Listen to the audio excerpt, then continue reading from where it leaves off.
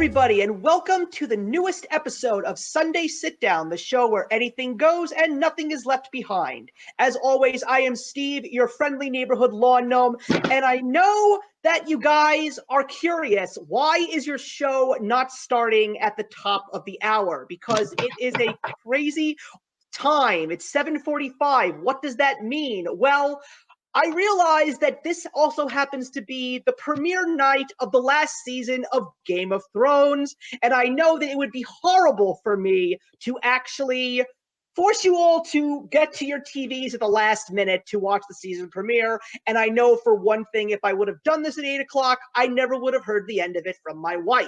So we've got a fun show for you guys. We've got an excellent topic to discuss. But of course, as always, I want to introduce the people who are my guests tonight.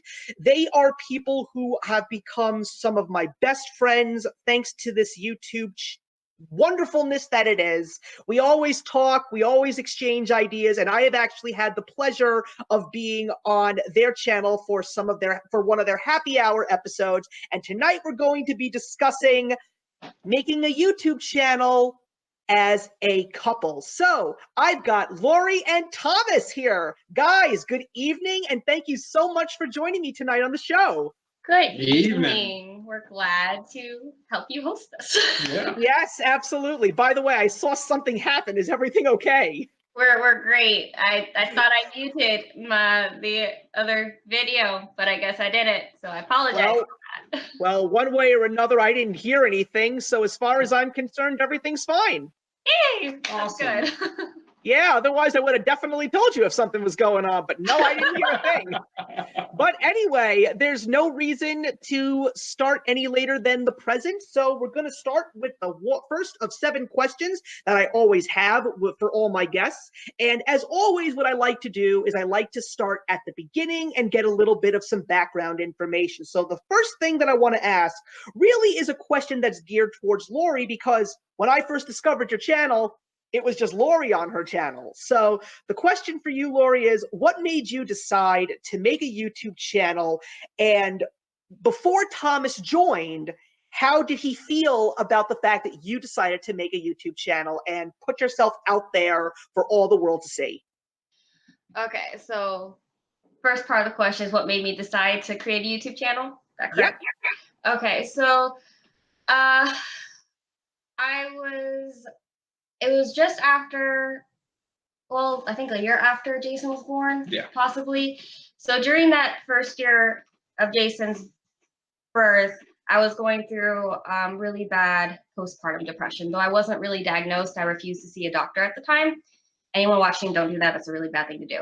And also, our communication was just really not good. He was working every single day, 24/7, it seemed like, and I felt alone, and I didn't have really anything to cope. And it was really hard taking care of a baby plus another baby, so to speak, because Gabby isn't that much older than him. And I needed something. Thomas tried desperately to find anything to help me cope emotionally and mentally, and at some point he suggested reading. Just do it. I know you don't like reading. Get into reading. I'll pick up a book for you. So that's when he got me Throne of Glass by Sarah J. Maas, and I was just curious, went on YouTube to find other book suggestions, and that's how I found BookTube. And then one of the first booktubers that I ever watched was Jesse the Reader.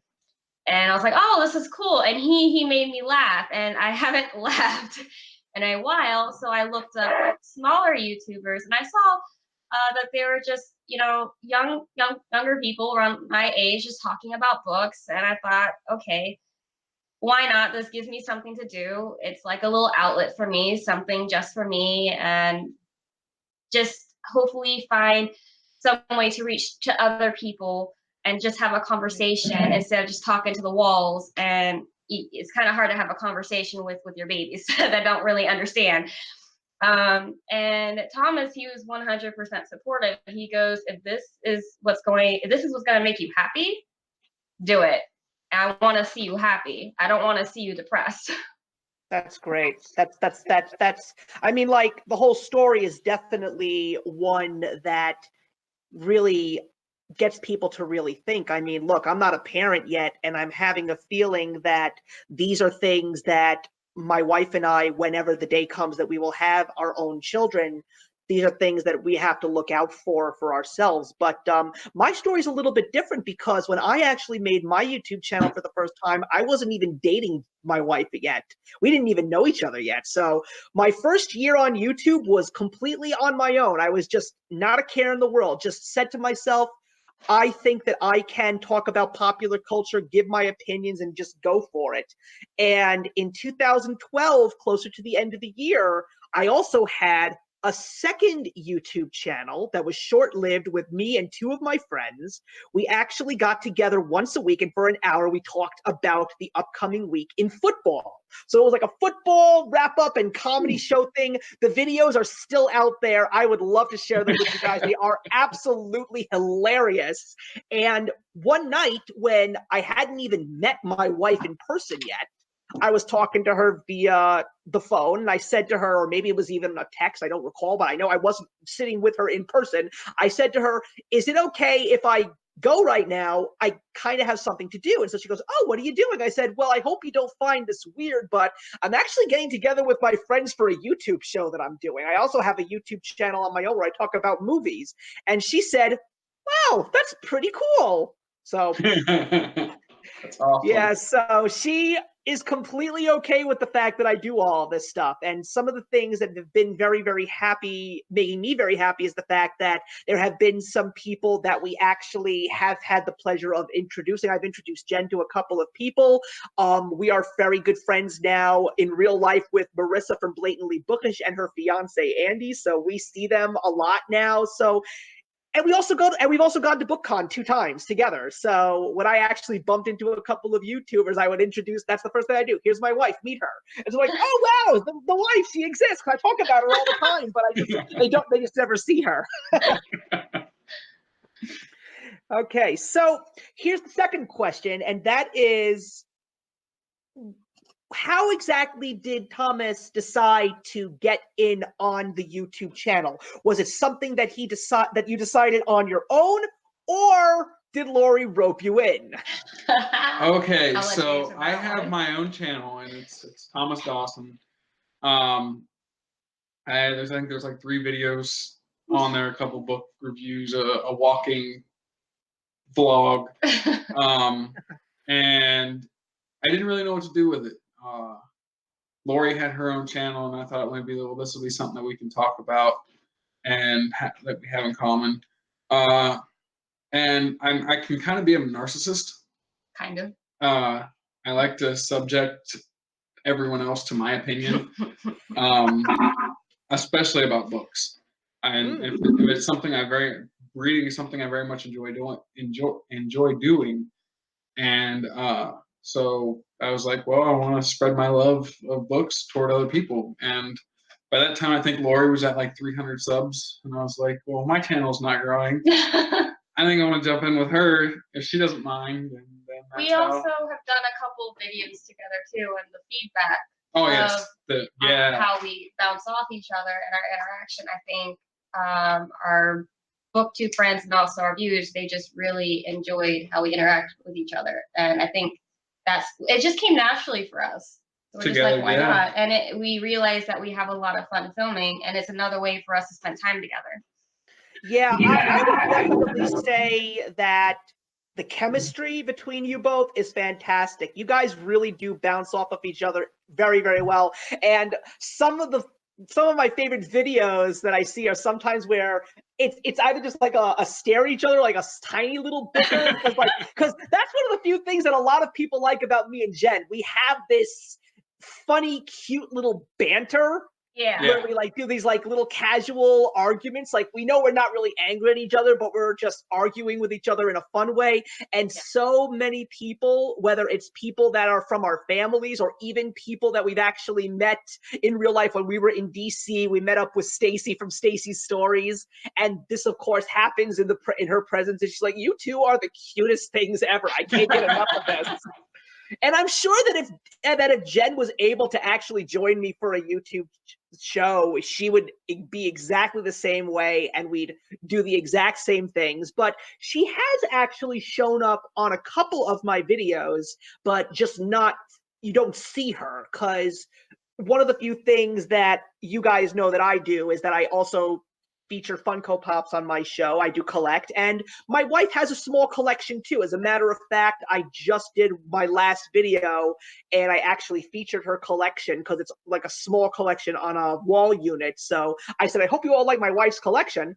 So there were some specific ones that I reviewed on the channel, and I always ask her, do you want to join and just talk a little bit about it? So when I did a review of her Fraggle Rock and her Care Bears Pops, of course she had to be there because she wanted to talk about why she loved these things going back to her childhood. And you didn't see her, but you hear her, and she's definitely got a lot to say, which is part of the reason why I'm sort of upset that she doesn't join me on my channel. But I completely understand why she doesn't, because look, she's a teacher. She doesn't want her students to accidentally find her, because that could create something very uncomfortable no matter what. And I'm sure that all the teachers out there could totally agree, although there are some teachers that I do see here that are proud YouTubers, and the fact that they keep on going, you know, that's an absolutely wonderful thing to see. So I do appreciate the teachers who do that, and the teachers who choose not to. It's out of respect for everybody, you know? Oh, right. I completely agree. I completely agree and understand that. Yeah, so here's the third question, and that is, as a couple, how do you work on your time management? Because obviously you both have very different schedules. And I know that things are going to be changing when, Thomas, you start your new job and you guys go to your new location. And the second half of this question is, how do you balance your channel with the little ones? Because the sing-alongs are wonderful. I will say that. The sing-alongs are absolutely adorable. I haven't done one of those in a while. So the first one being, how do we manage our time management with filming?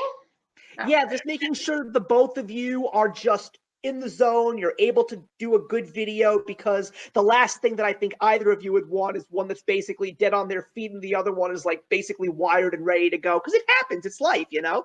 Oh, yeah. So first off, this is why we don't have a set schedule, because of his working. Now, for example, he just sprung on me that he's working starting tomorrow until the following Monday, and he's back on day shift. So there goes our filming opportunity, really, when he gets home from work. Day shift generally we can film at night when I get off work. Yeah, we film at night. Anytime we film, it's at night. That's just the best time. It depends really on how we're both feeling. I think I just given up on the whole idea of let's have a strict schedule. I mean, we just, as we all can agree, YouTube is a hobby, and we always need to remember that, because if it starts feeling like a chore, then we're not going to want to do it, or the pressure, or whatever the reason may be. So let's say, for example, he's working on nights. So let's say he works Thursday night and he's off Friday night. So sometimes we'll film that following night, depending on how awake he is, or we just wait till the next day. Now, when he's on day shift, we can pretty much film any night, so long as both of us are in the mood. Because sometimes, I can have a bad day as a mom. Of course, that's just the way everybody does. Everybody has a bad day. So I definitely don't want to show up on screen being like, oh my gosh, I want to strangle somebody right now. But here, just pretend that I'm happy. So yeah, but to be fair, that would make an excellent opportunity for a rant video if there's something that's really upsetting you, Yes. So I think that's just the only thing we do, just whenever we're in the mood. Now with the kids, this is why we film at night, so the kids are in bed. Yeah, the kids are in bed by 7:30-ish. They used to nap, but now they don't. Yeah. So editing happens at night. She generally.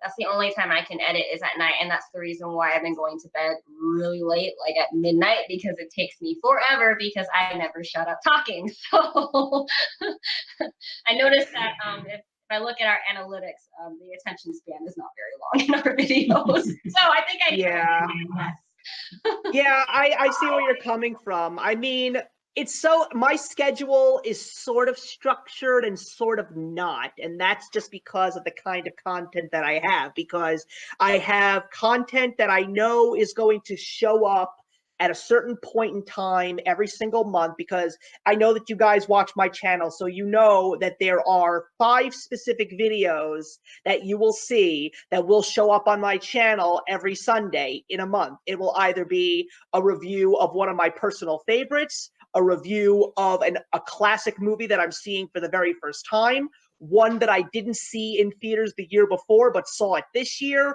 and of course the Disney one, which is a massive fan favorite amongst many. I got a lot of good feedback so far today because I finally saw and reviewed Treasure Planet for the first time, and let me tell you guys, I am so angry with myself that it took me this long to see it. So upset. It's such a good movie. I really had a good time with it. And then, of course, there's the Sunday Sit Down. Obviously, it's going to be filmed on Sunday. What else would it be called Sunday Sit Down for? This is true. So, but then there's all the other ones, like the new stuff, the new music, the new movies. And that really just varies as to what I see, if I do, in fact, go and see anything. Because right now, it's kind of funny because I see myself making a lot less content, but I'm still so stressed out in regards to all my other content. And I just don't understand how that's happening because I'm not going to the movies that much anymore. I mean, I literally have only seen one movie in April, and chances are it's going to be the only movie that I see in April because there is no way that I'm going to end up seeing Avengers Endgame on opening weekend. No way in hell am I going to see that movie on opening weekend. So it's going to be the next weekend. What did you say? I said it's going to be packed. Oh, yeah. It's crazy how the advanced ticket sales have completely gone out. Basically, you can't even get a ticket for the first weekend. Although I'm pretty sure that we would be able to see Detective Pikachu on opening weekend. Every time we see one of those trailers, my wife gets very excited. So, yeah, I can't wait for that one to come out. I think it's going to, I'll tell you something, it's going to be something truly special. I think that based on every single trailer that I see, it just makes me want to see it even more because it just looks so unique and so out there. And just seeing CGI, I mean, when I saw the CGI Eevee, I sort of died a little bit in happiness because it was the most adorable thing I ever saw in my life. I love Eevee. Well, he's so cute. It's Ryan Reynolds, right? Oh yeah, Ryan Reynolds is voice. Yeah, that guy just does an epic job in acting. I agree with you. It's crazy to see where he was at one point in time, and then when he finally started doing all of these Marvel movies, like now all of a sudden he is the it guy. It took them long enough to finally realize that this guy really, because he's not just a comedic actor, he's a very serious actor when he wants to be as well, which is great. Yeah, and I honestly personally have no idea what's going to happen when there are little ones in my life. I mean, I've already made the announcement that when there is going to be a child, I'm really going to want to focus on fatherhood, and chances are my channel will not be as active as it once was. But this is one of the few things that I would like to keep doing because live streaming, provided YouTube lets you, it's a very easy thing to do. It's just a matter of making sure that as long as you have the people that you're working with and they're working with you and the timing works out, then that's basically it. Once the timing works out, you start that live stream and everything else is just gravy. Yeah. I will say one thing. Make sure you still take time to be Steven. Mm-hmm. Because having a child, you can lose yourself in being a parent and a child or being with the child. So just make sure you take time and continue. Don't lose all your hobbies. Yeah, because that's one of the few things that people are warning me about. It's like, you really should sell all your DVDs because you're never going to watch them again. You might as well sell all your CDs because you're never going to listen to music again. And you know something? I disagree because my father found time to do so. And if he can find time, I can find the time. Oh, yeah. That's the way that I look at it. Yeah, and in terms of editing, that's a whole other animal. I literally pack it all into one weekend. So the less that I have to edit, the better off I'll be. So let's go into the fourth question, and this one could get a little heated. Let's hope not. Oh, gosh. Who is the brains of the operation? And if you both make these together, how many ideas have been bounced off of each other and have gotten rejected, and how do you find the agreement? Oh my, oh my, oh my. Well, I think the biggest idea I had was the First off, let's monthly- answer. Who's the brains? Who's the brains for this? I don't know. She does all the editing, so I'm gonna have to go with the wife. I do the editing, I do the planning. Yeah. And I tell you, he'll tell me, honey, what video we're gonna do tonight. I said, wrap up. Okay, cool. So I guess me, any other time it's you. Yeah, so Lori's the brains of the operations. And then with bouncing off ideas, what were you gonna say? I was the one that came up with the monthly wrap-ups. No, the monthly the happy hour. Yeah, that one. That was my idea. I thought it was really good. It's a great idea. I don't think really any idea has been rejected. The only one that I can possibly think of that I was very hesitant on because I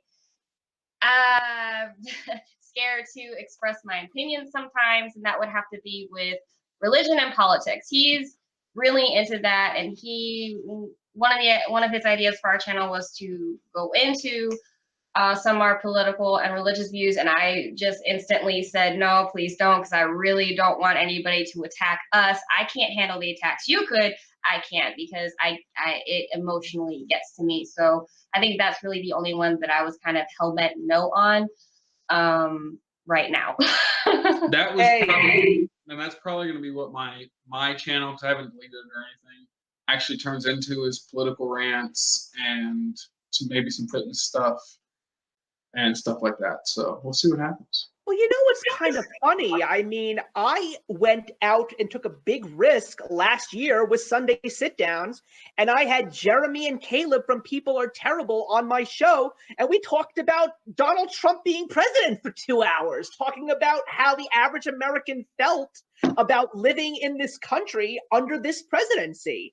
And what it really is, yes, religion and politics are probably two of the toughest things to talk about no matter what. As a matter of fact, my wife and I had a political conversation on the way home from dinner last night, and it got to the point where she screamed, can we please stop talking about this? Because she kind of just wanted to get Ocasio-Cortez out of her head. She can't deal with that woman anymore. Her and President Trump are the two things that basically give her conniption fits. So she did not want to deal with any of those two. So, but at the same time, I like to talk about those things, not for the sake of trying to cause drama or aggravation, but I just feel that it's important to be aware of the world around you, because for so many years, I went under the mentality, no news is good news. Right. That's not the way to live your life anymore. You have to know what's going on in this world. And dare I say this, for anybody out there that's watching who doesn't like this president, you have to admit that he has done something right. He has made this country politically aware. We know who our Congress people are now. We're constantly wondering what's going on in that world. We want to make sure that we're aware of what's going on socially, politically, and economically. This country needs to be on those levels right now, and we always should have been. Yeah. And I think I'm becoming a little less afraid. I'm opening up to the idea, and Cammie even mentioned you're two different people, and can express different political and religious viewpoints and still be embraced by your audience. And I agree.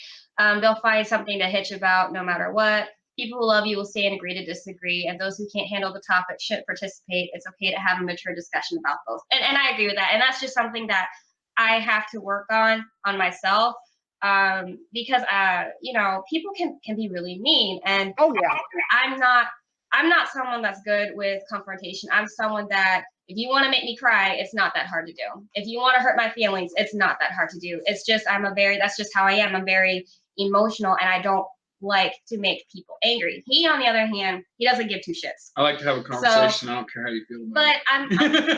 But I'm growing. I'm growing on that aspect. I don't want to feel afraid to share my beliefs, just like I'm not afraid to hear other people's beliefs, and I don't want to feel that way. So I mentioned on Twitter that we just enrolled our daughter in a Catholic homeschool program. Just with everything going on, it's just easier for us this way. And I'm planning to share that journey on our channel and open up more about what I believe in on top of, you know, just our regular booktube videos. And we're even planning on having my dad on one of our live shows to talk about his book, which is a Catholic book. So I'm slowly opening myself up to these kinds of discussions on this channel. And yeah, so I'm turning around. I'm opening up to these questions. I'm just gonna let you guys in on something kind of funny. A couple of days ago, somebody on Twitter posted a question. It was Ilya from My Bookish Babble, who's someone who I recently discovered. And she wrote a tweet that was absolutely fantastic. She wrote, "Since this is such an international community, I'm super interested to know the following. Which country are you from? What's the best thing about your country? And what's the worst thing about your country?" I answered that question, and I got so much positive feedback. I said the United States. The best thing about the country, the freedom to be who you want and think for yourself. And the thing I dislike the most, the fact that there are groups of people who disagree with the answer to number 2 because it hurts their feelings. Oh, That's a good. I like it. And truer words were never spoken. I mean, hey, look, I went to my wife and told her that, and she thought that also. That was funny. And even Ilya, who wrote that tweet, sent me a response saying, this is the best thing this is the best response. So, I just wish everybody would stop thinking they're special, because, I mean, everybody's life is special, but you're not special. Unless you're like going out and changing the world and doing amazing things, even then you just have the drive to do it. Yeah. The cause you have was probably already there and people were already taking it. You being out there doesn't make you anything enormous. Well, you know what's kind of funny? Did you guys ever see the documentary, Won't You Be My Neighbor, the Mr. Rogers documentary that came out last year? It was absolutely beautiful. And one of the it's so fantastic. And one of the things that was in that movie was they showed, unfortunately, you know, a lot of conservative news stations basically saying that he created the typical snowflake generation because he always said that people were special. But truth be told, that wasn't true. That wasn't the message that he was trying to say. What he was basically saying is, you are special just because you are being you. What that means is you are someone and there is nobody else in the world that is quite like you. So show the world who you are and what you're capable of, and show the world that you really can be something extraordinary if you just put your mind to it. That's the message that he tried to send. And it's unfortunate that sometimes people can only look at something and take it for face value and never truly try and get the true meaning as to what he or her or whoever was trying to say, you know? Yeah, I was listening to the Joe Rogan podcast with one of his people who were on there, and he goes, they were talking, and it's like, everybody's just angry. They just want to find something to be angry about. And now we have a platform that's actually doing it. And the internet makes it possible for those people to go, oh, you know, I hate that. So now I hate that, and I hate that, and I hate that. Why? Yeah. But yeah, go ahead. Sorry. No, but that's the funny thing. That's like I just watched the Matrix trilogy. That goes back to the Merovingian. You come to me with no why. You can't make a statement if you don't have a reason as to why you've made that statement. And that's one of the funniest things, because it's so funny when you take a look at when people, whether they are politicians or just the average person, when someone's basically making a statement and saying what they feel, and then someone just asks why, they never answer the why. If you just tell the person why, it will just make everything so much easier to understand, you know? But anyway, yeah, we're getting to the halfway point now, and I just want to let Cammie know, because she did specifically do this, even though she was making a joke. You are special, Cammie. You are a wonderful friend to all 3 of us in this room right now. Yes, ma'am. You're here. We appreciate you very, very much. And your horses all believe that you are very special too, because you take such good care of them. So we're reaching the halfway point, and I'm glad to see that there is a nice group of people in the comments. People have been loving what we've been talking about.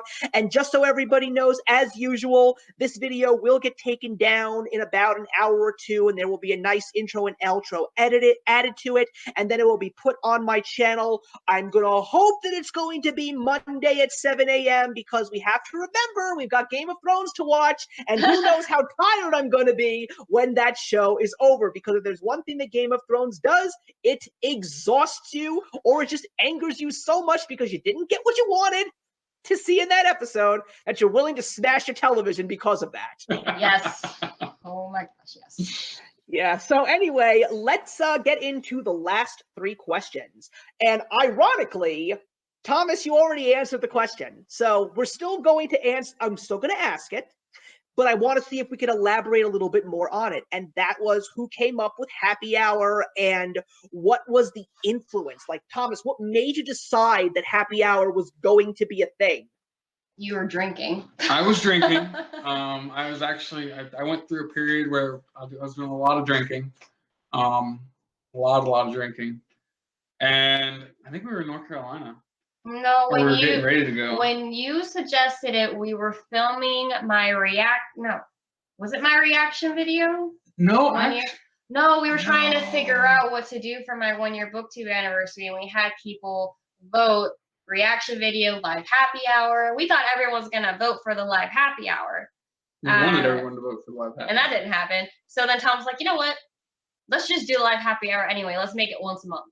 So, and I tend to loosen up after that was the biggest thing. That was the biggest thing because I get all tense and whatnot. So, yeah. And I had kind of been thinking about doing it also, doing something where we were doing a live show on our channel, because I think live shows are so much better than edited, where it's been edited. Everybody gets to see what you're doing on camera. You can't just go, dang, I'm making that mistake again. Let me cut that out. Mm-hmm. And then when you're drinking, it's even more, you're even more just out there. So more of the shields and everything come down. But Lori was doing the Twilight readathon. Painful experience. I do not recommend it. Well, you saw what happened with my 50 Shades of Grey video. That was perfect. Yes. I love that video. Thank you. That's generally how it came to be, is I just enjoyed being live in front of you guys. And yeah. Bailey, yes, thank you. That was awesome. He's the alcoholic, not me. So. I'm not an alcoholic. Just enjoy a drink. No, it's like one of the few things that I noticed in the last couple of years was how live streaming was really becoming a thing. And I've said this in so many other videos that I've made, particularly in a couple of Sunday sit downs as well, that one of the few things that I've noticed about the booktube community, especially now with Books with Alicia J's book Real Talk tag, booktube Real Talk tag, that really, really big tag that everybody's doing. One of the big questions that is at the end is, do you think that booktube is dying? And everybody says, no, booktube is evolving. And one of the biggest evolutionary aspects of that I have noticed is that when someone makes a booktube newbie tag now, their main focus of doing so is to actually communicate with others and create friendships with people who like to read just as much as they do. So it's not just about putting yourself in front of a camera and reviewing books. It's really more of a social aspect now, rather than just an individual video aspect or just a review aspect or an opinion aspect. And personally, I liked that. And one of the driving forces was the live stream. So many people were connecting via live stream. People were having great discussions, book clubs, and real important YouTube discussions. And so I said to myself, for a while now, I've been supporting smaller YouTubers, and you basically saw that firsthand. Yeah. And one of the things that I wanted to do was I wanted to try and see if I could do more. And part of that was, why don't I try and make a discussion series on my channel for the sake of not just having a really great conversation for about an hour, but actually bringing new faces to my channel so my subscribers could actually see some fresh faces. Because I see that on Twitter all the time. Who do you recommend? Who are you watching that I'm not watching? Well, this was a great way to do so. And not just that, I also want people who come on my channel and do this live show with me, I want them to show their viewers another side of them. I mean, sure, I could talk about books with people, but I know that all of these booktubers, a lot of them like movies, a lot of them like music, a lot of them just want to talk about life in general. Because that's one of the funny things that I notice. You can watch somebody on YouTube, but when you actually talk to them in a private Google Hangout or via Skype, the personality is so different.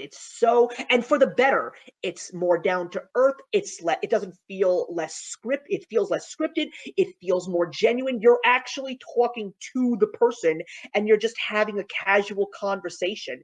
And even though these shows do have questions, it's very natural.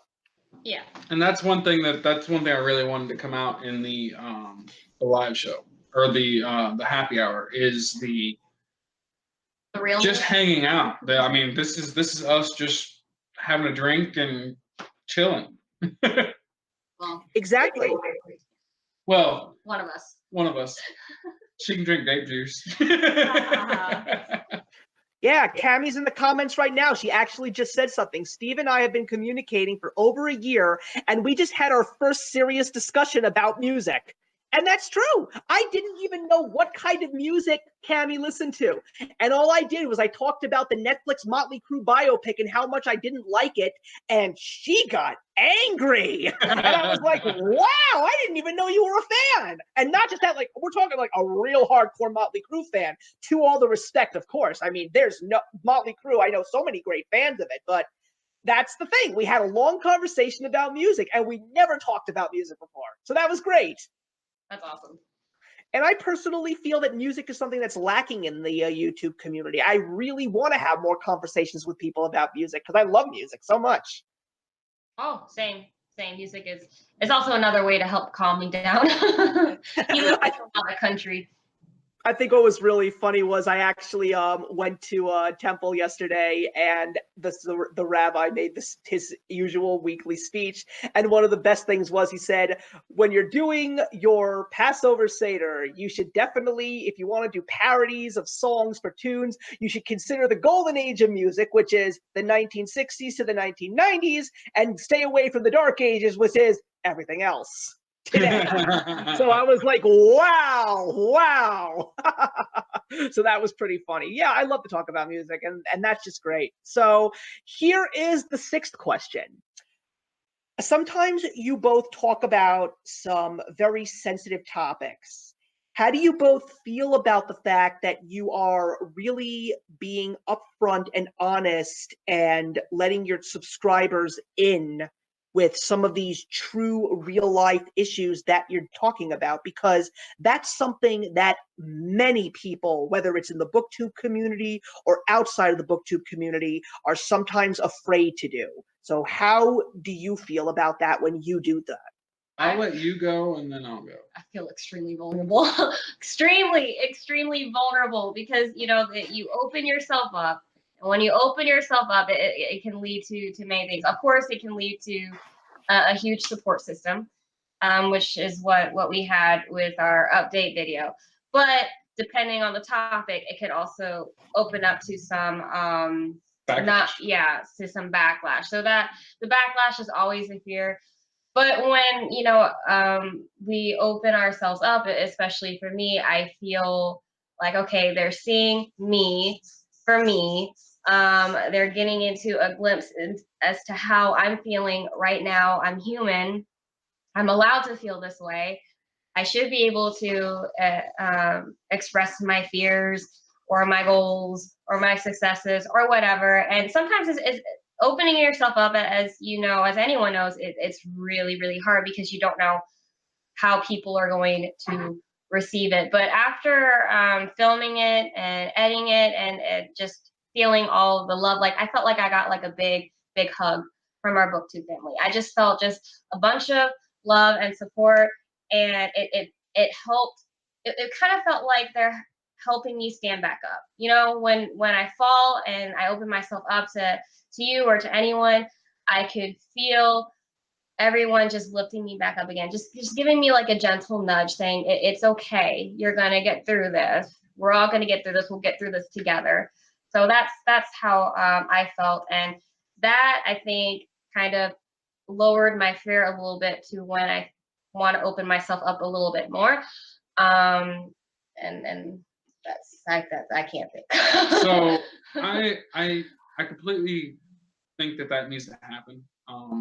If you want to have a close connection with your viewers, you have to be able to be emotional, having an emotional let out, so people can actually see that you're just you're an actual person. You're not just this person you're not the person in the content. You're an actual person. I haven't had too many scenarios where I've been bringing something up that was very hard for me to talk about. Most of that stuff's happened in my past, so I don't really like to think about it. I have talked to some of my friends through YouTube about it offline, but most of the stuff for me is just work, home, lifting, and the kids and life. So those things, those are what I go through. But I feel like I have more emotional baggage than you. Well, like I said, most of my stuff is in the past that I've already either dealt with, or if I haven't dealt with it in that moment, then I'm still working on it. And I am a very closed off person, and generally whenever the conversation comes up, if I'm not having a drink, I'm not loose enough to talk about it. So stresses, I can kind of talk about those because those are what's going on. But for the most part, I haven't really had the opportunity to talk about the hardships other than whenever I was talking to people offline. And with Thomas too, depending on the when it comes to more sensitive topics for him, because most of the sensitive topics that we talk about was mainly, I think, was hard hitting for me for the most part, not so much for him. So he hasn't really opened up on his sensitive topics yet, and I don't think that's something that he's probably going to do on this channel. It's just, how he grew up, and he sees himself as weak if he does open up that can of worms, so to speak. So I guess that's a discussion for another day. And another question that I would want to add on that is, how do you both feel about that as a couple? Because, you have to remember that there was a point in time where when the internet was brand new and everybody was saying, you better be very careful and don't let anybody in. You cannot let people know who the real you is, because let's face it, it was a new animal. We didn't know what it was. There were so many uncertainties, but now it's absolutely amazing about the fact, like, look, if it was 1996, I probably never would have gotten to know the two of you like I do now. Never in my life. And it's like, how do you both feel about that when private things are actually talked about for God knows how many people who could watch it? Do you feel that makes you too vulnerable? Do you think that could possibly, I mean, I don't want to get you second guessing about what you do, because I could add something to that a little bit later, but how do you feel about possibly opening yourselves up to the possibility that there could be some serious dangers out there? Because I know people who have been stalked, and it's not pretty. I have a pistol, so if anybody thinks about it, I have no problem putting 2 to the chest. Just saying, you put my family in danger. That's when you're putting yourself in the same spot. I think that's one of the joys of having a smaller channel. Lori and I have actually had this discussion on the bigger channel, the backlash of having a bigger channel and bigger audience, the possibility of that. Because, I mean, when you put your channel out there, and this goes for everybody, whether you're putting you're putting your personal struggles out there or you're not, you're being seen all across the world. You're not just having a little book club down the road. It's everybody across the world is seeing you. I tell Lori she's YouTube famous because we have subscribers from all over the world.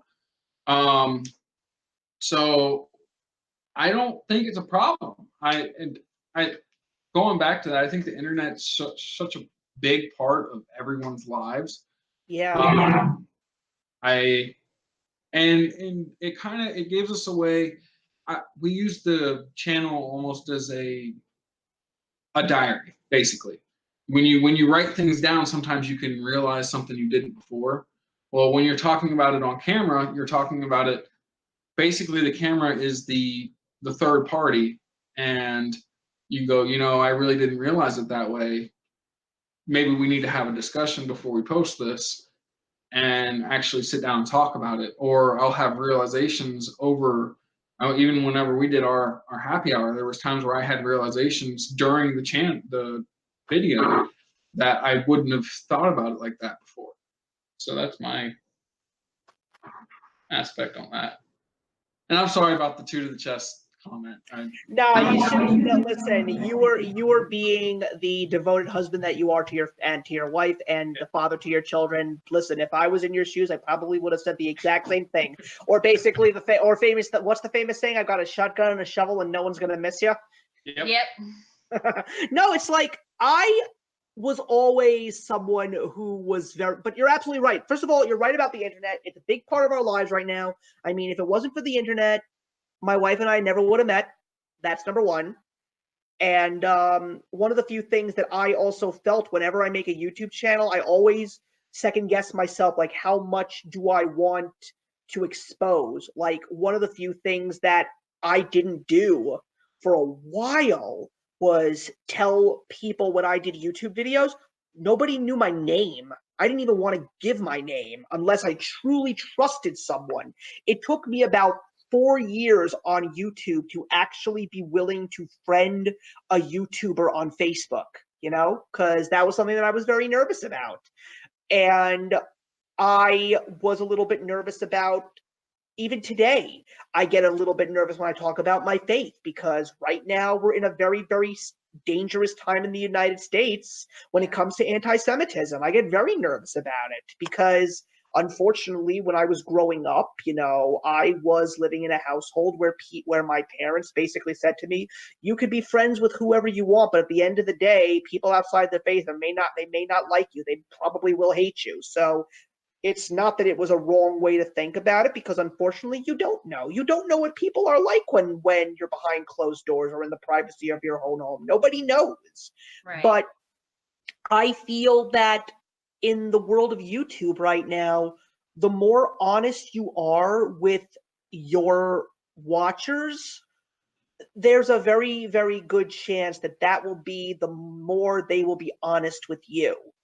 And I think that one of the reasons why I don't want to say the right word is happy, but I would say that I admire the fact that, Lori, you sometimes really let your watchers in to certain ways that nobody would in my wildest dreams.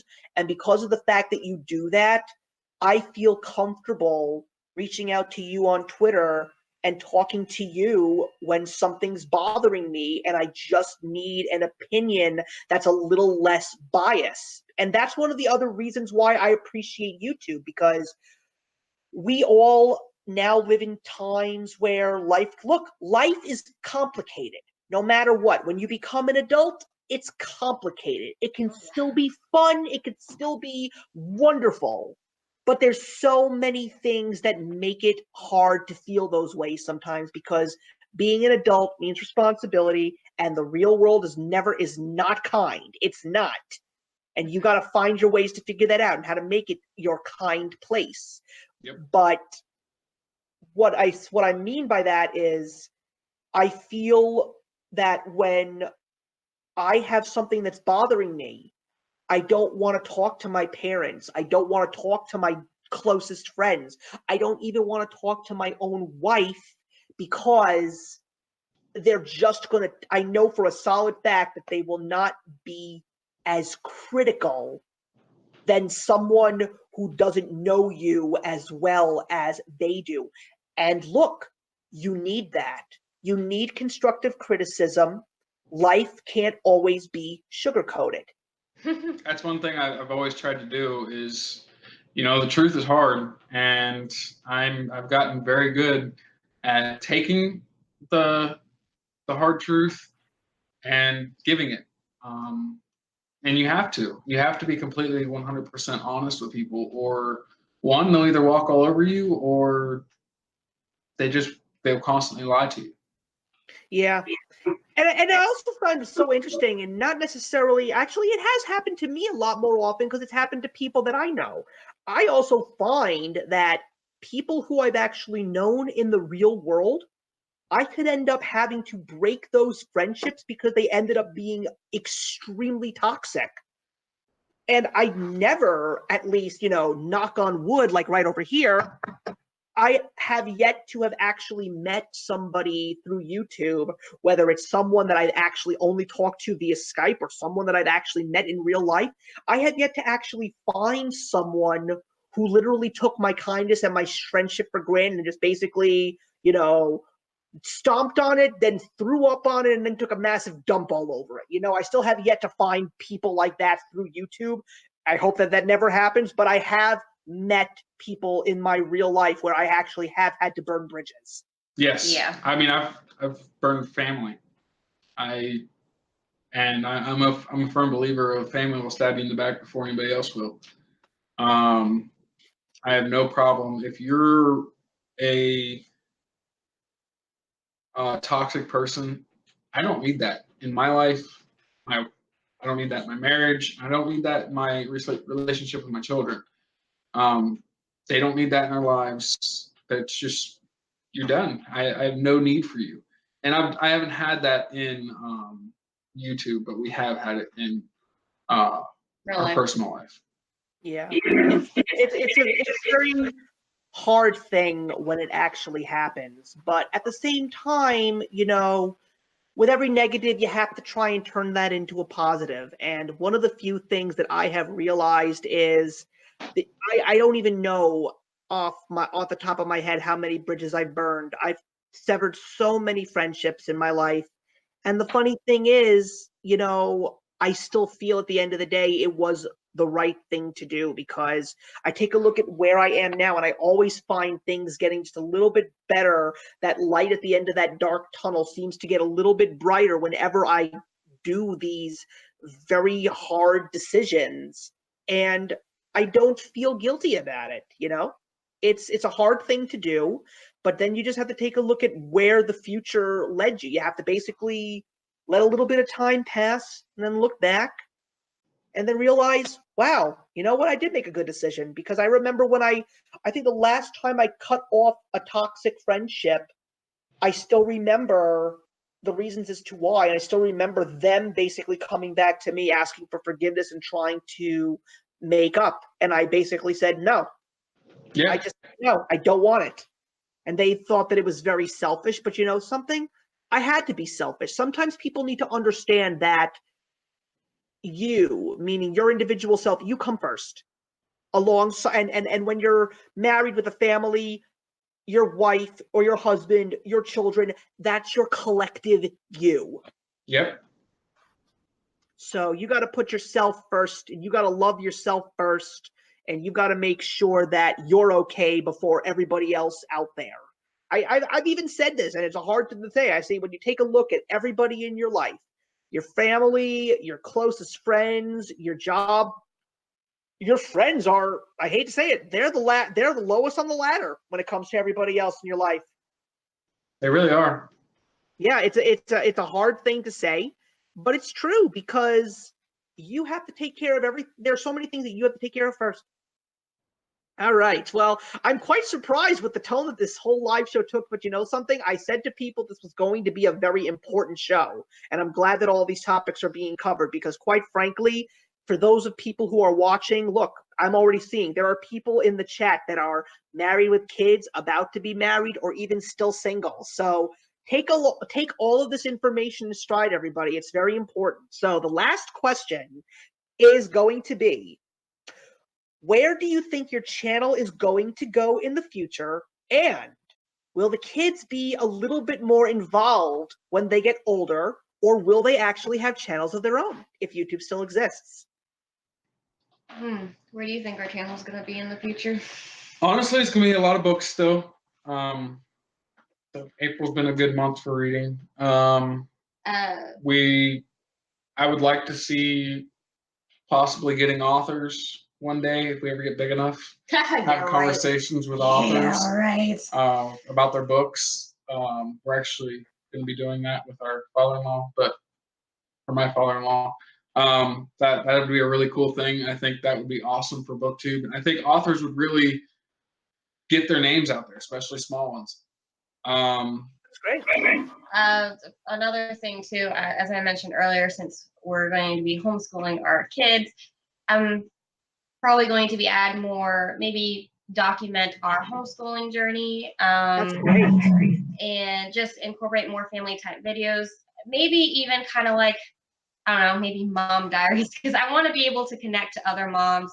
And that's what I am. I'm a mom, and I like other moms to know that, especially new moms, if they're going through certain things, it's okay. If they're feeling a certain way, it's okay. I want to be there for other moms just like they are for me, because I feel that support is huge.